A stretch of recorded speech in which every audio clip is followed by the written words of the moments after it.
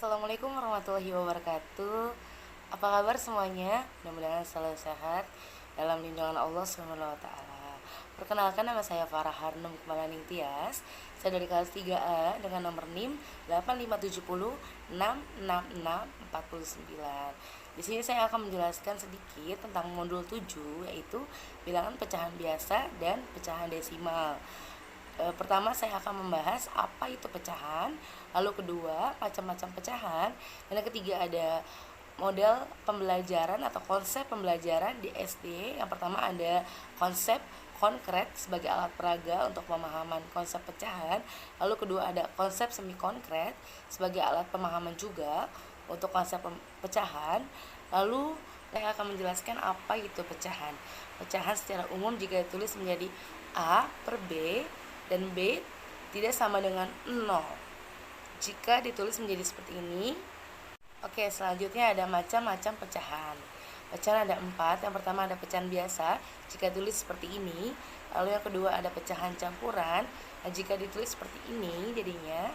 Lalu yang ketiga ada pecahan desimal dan ditulis seperti ini. Yang terakhir ada pecahan atau ada persen yang bisa jika ditulis atau lambangnya seperti ini. Yang ketiga ada model pembelajaran atau konsep pembelajaran di SD. Yang pertama ada konsep konkret sebagai alat peraga untuk pemahaman konsep pecahan, lalu kedua ada konsep semi konkret sebagai alat pemahaman juga untuk konsep pecahan. Lalu untuk contohnya, yang pertama contoh dari konsep konkret sebagai alat peraga untuk pecahan. Di sini saya memiliki satu butir telur yang akan saya bagi kepada 3 teman saya. Bagaimana penyelesaiannya? Karena telur itu akan dibagi menjadi 4 bagian atau akan dimakan oleh 4 orang, yaitu saya dan 3 teman saya, maka jika ditulis menjadi 1/4. Kenapa 1/4? Karena 1 mewakili banyaknya telur dan 4 mewakili banyaknya orang yang akan memakan telur tersebut. Makanya jika ditulis menjadi 1/4. Lalu yang contoh kedua adalah semi konkret, yaitu saya menggunakan satu kertas HVS yang akan saya bagi menjadi 2 sisi. Sisi yang depan atau sisi yang pertama itu kita diamkan saja.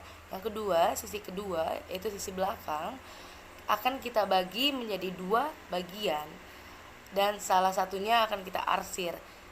Maka dari kedua sisi tersebut jika tulis menjadi pecahannya yaitu 1/2. Kenapa 1/2?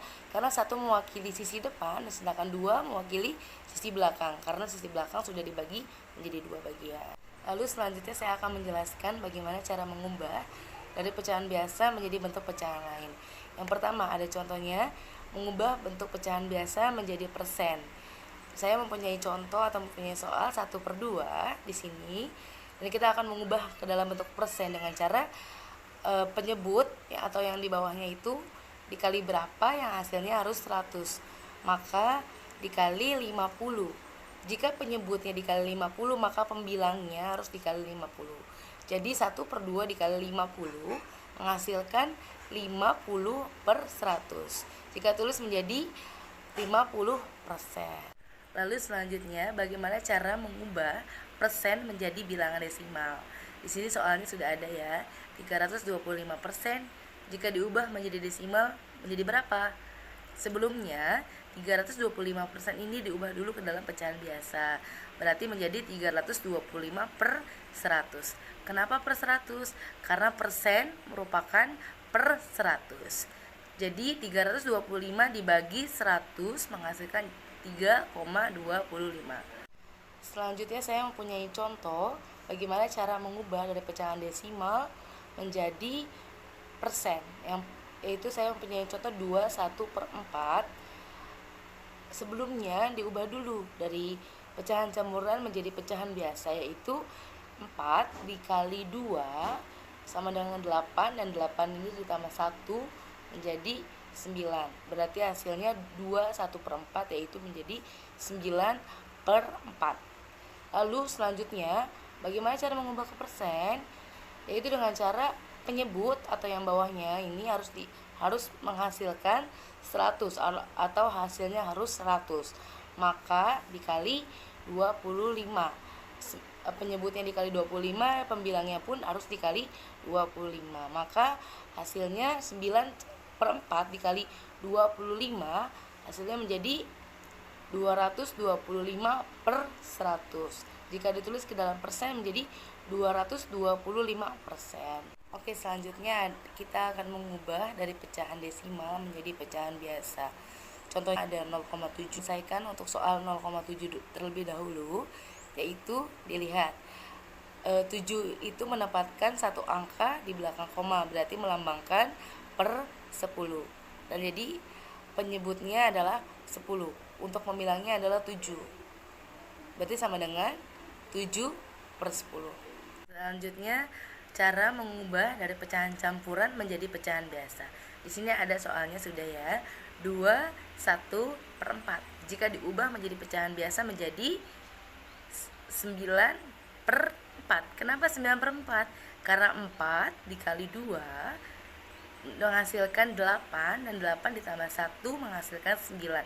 Berarti menjadi 9/4. Penyebutnya tetap 4. Lalu selanjutnya mengubah persen menjadi pecahan biasa. Contohnya ada di sini 225% jika diubah ke dalam pecahan biasa menjadi 225/100. Kenapa 225/100? Karena persen merupakan per 100. Terima kasih semuanya, semoga bermanfaat. Wassalamualaikum warahmatullahi wabarakatuh.